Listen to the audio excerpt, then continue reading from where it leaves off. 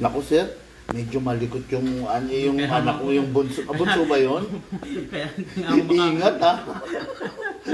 Natatakot ako baka. Ang bilis pa naman ng kamay. Nakakatawa eh. Pag ako naman nagbabantay niya, hindi naman makulit eh. Pag si mama niya talaga, wala. Gano'n na, syempre sir. Okay, ano lang ako. Okay guys, touchdown, no? San Quintin, Pangasinan, no? Ano oras na after nito? Dagupan pa kami. Sir, malayo pa Dagupan dito? Mga pan ko, mga 1 hour. 1 hour, ganun. Okay, okay yun. Dagupan pa. Tsaka yung Tondo, ano yun? Ano? Office Tondo. Oo. Anong mas magandang unahin namin, sir? Ang alam ko kasi dagupan pa na lang muna. Dagupan na lang muna. No? Okay. Okay, no? Ayan, narinig nyo after nito, Dagupan pa tayo. Tapos Orbis Tondo. Pangasinan pa rin yan, sir. Opo. Ayun. I'm with our ka-airsoft, no? Ito medyo matagal-tagal din nag-antay ito si sir eh. Tapos, biktima rin to nung scammer na scam, no? Ng mga airsoft dito sa around Pangasinan. Hindi ko napapangalanan, no? Meron din siyang pending na item doon na hindi na nakuha, no? Kaya ngayon, nung naglakas loob na siya mag-message sa atin, nagpabook, ito na nga, grant natin yung request niya, nandito tayo, no? Okay, hello Sir Mark, hello po, hello, okay na. Okay guys, no, yung unit niya na napili ni Sir, bali, actually tatlo to, yung isa ide-demo na lang natin sa shop, then ipapaship, no? Okay, this is the CC Shadow 2. Kung tawagin natin yan, the Everyman's Dream. Binansagan natin yan na gano'n. No? Plus yung premium unit ni SRC, yung high kappa na 5.1. Itong dalawang unit na to, both of this unit is compatible sa 12 kg, 14 kg as well as sa CO2. Okay? Kaya napakaganda itong unit na to, at ito ang ating ide-demo test fire kay Sir Mark. Okay, sir. Okay. Pero sir, wag ka namang madadala noon yung sa nangyari tong sa nang scam sa iyo kasi hindi naman lahat ganoon eh. May silicone oil tayo dyan? Oo. Okay, tingin. Then reload it. Okay, diyan ka na mag-monitor. Okay. Hindi naman lahat ganoon. Mas marami pa rin yung matino kesa sa scammer. Eh, kita mo, gumawa siya ng gano'n. Nasa na siya naman? Wala na. Ang dami pa naghahanap sa kanya. Actually, may mga galit talaga na nagpupunta sa amin. Dun tungkol sa kanya. Kaya lang sabi ko, wala na akong magagawa. Wala akong magagawa. Tsaka yung mga ilabas po si China, yung binibigay sa kanya. Opo. Talaga. Actually, sir, merong tagabayang bank na matanda.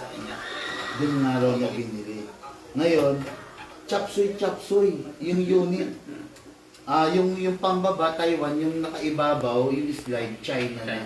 O sabi ko nga, bahala siya kung gano'n ang estilo nila. Alam mo boss, yung unit nung yan, nagbayad ako ng Lunes, diniliver Lunes. 1 week na ako. Kaya nagdun, nakuhan na ako din. Baka. Na-scam na ako. Anyway, hayaan na natin siya, sir. Focus tayo rito, no? Focus lang tayo sa goal natin, mga ka-airsoft. Okay, this is the 5.1 high kappa by SRC. Napakaganda nito, di ba? Kung makikita nyo yung lagi kong sinasabi, naka-fix barrel na siya. So, wala ka nang dapat kalikutin hanggat maaari. Wala ka nang dapat baguhin, no? Kumbaga, hindi ka mabibigo when it comes to sa lakas, nandun na. Pero syempre, may mga limitations pa rin. Kailangan pa rin ng maingat pa rin na may-ari, no? Proper maintenance. Hindi mo pa rin pwedeng pabayaan na basta mo lang ipa-fire, walang silicone oil, hindi mo i-check, no? Proper maintenance pa rin talaga. Kahit anong ganda naman yung unit, kung halimbawa, yung magazine is nalalaglag, iba pa rin talagang dating, no? Okay, then the other unit is the CC Shadow 2. Ito full metal mula ulo hanggang baba. Wala kang hanapin pa kasi ultimo grip niya is CNC metal, no? Yung color nito is iba doon sa nakikita yung regular na vlog natin, no? This is a urban gray kung tawagin, no? Bahala ka nang alisin sir yung mga sticker. Yan. Tapos ang upgrade dito, pwede mong lagyan later on ng scope na nakaibabaw. Tsaka laser po. Yes sir, meron din scope. May laser, bigyan natin free si sir. Wala na. Hindi, gagawin ko paraan, magbaklas ka na lang dun sa mga display unit. Bigyan kita sir ng laser para dito lang. medyo mabigat yan. Pinaalala niya, may laser yan.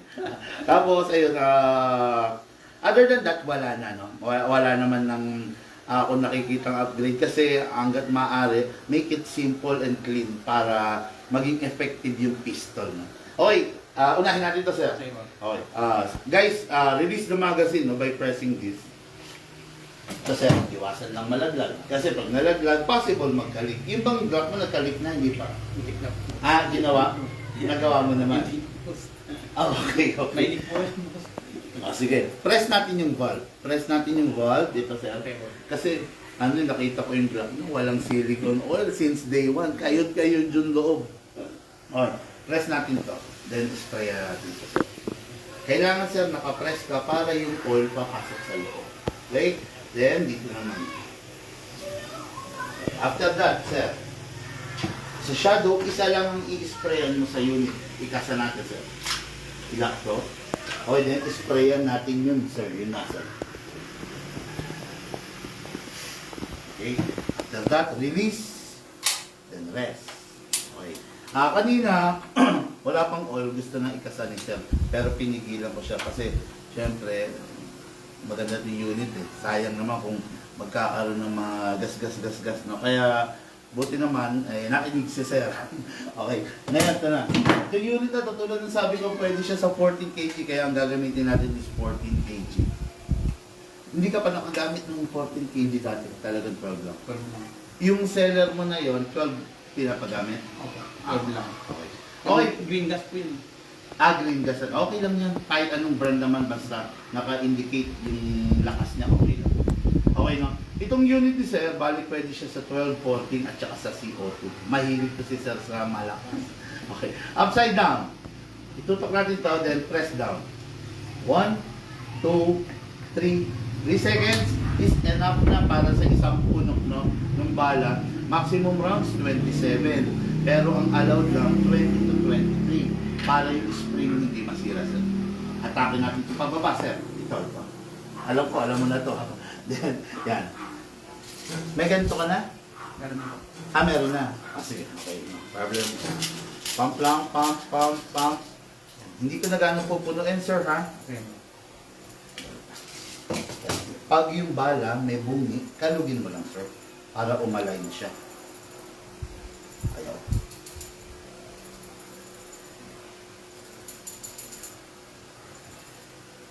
Kailangan lang maging matyaga ka. Alisa-alisa ko lang isang bala. Masikip na masyado eh.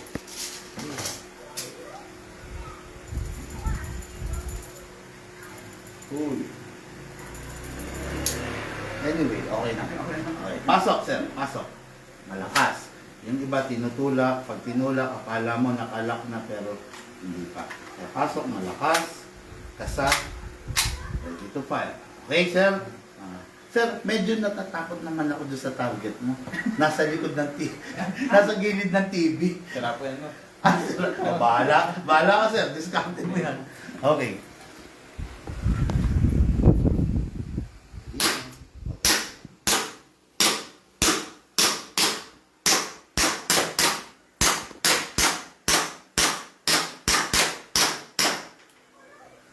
Yun, open bolt, release the magazine, then release the slide, then rest. Yun. Okay now, for the main event, parang balik. Dapat ang main event si Shadow. Pero yun ang nauna. Ito naman, yung 5.1 na high kapan.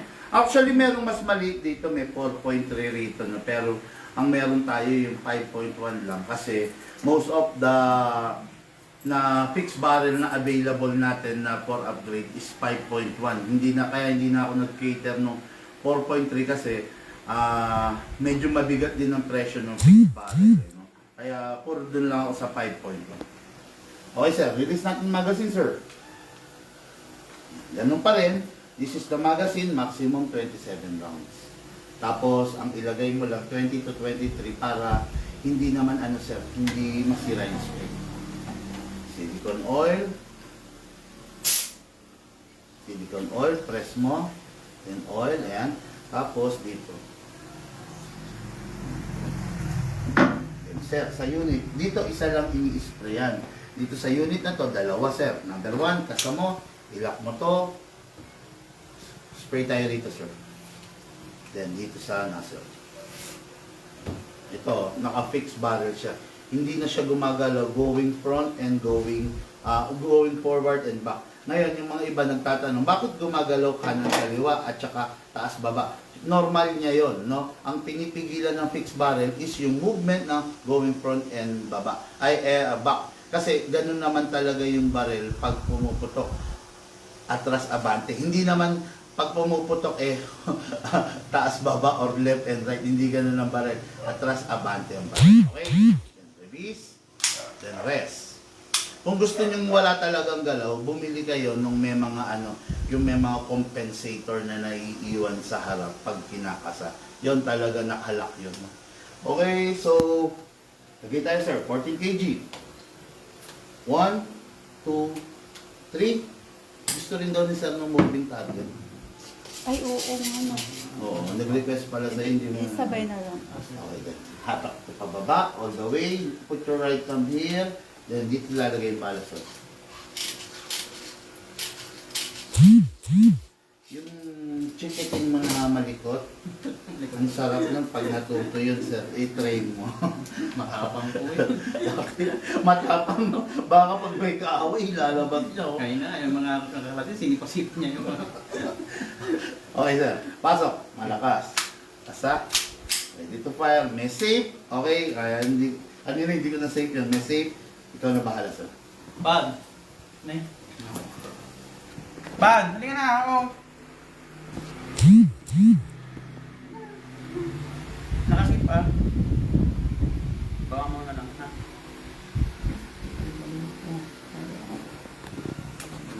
Yun. Bunta ko na. Dito sa kawan.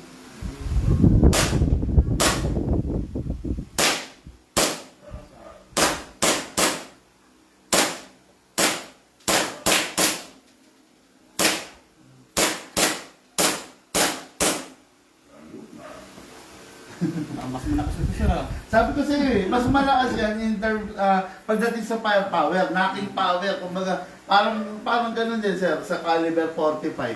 Oo. Pero kung susumahin mo kung susukatin natin yung FPS nila, hindi naman nalalayo. Kaya lang, talagang mas malakas yung recoil niyan. Mukhang mas malakas compare dito, no? Ito kasi, medyo reduce ang recoil talaga ng CC. Imagine niyo, ganito lang kalaki yung slide niya. Ito lang. Compare mo dyan na buong-buong. Oh, yan. Pero halos parehas lang. Relax ko lang.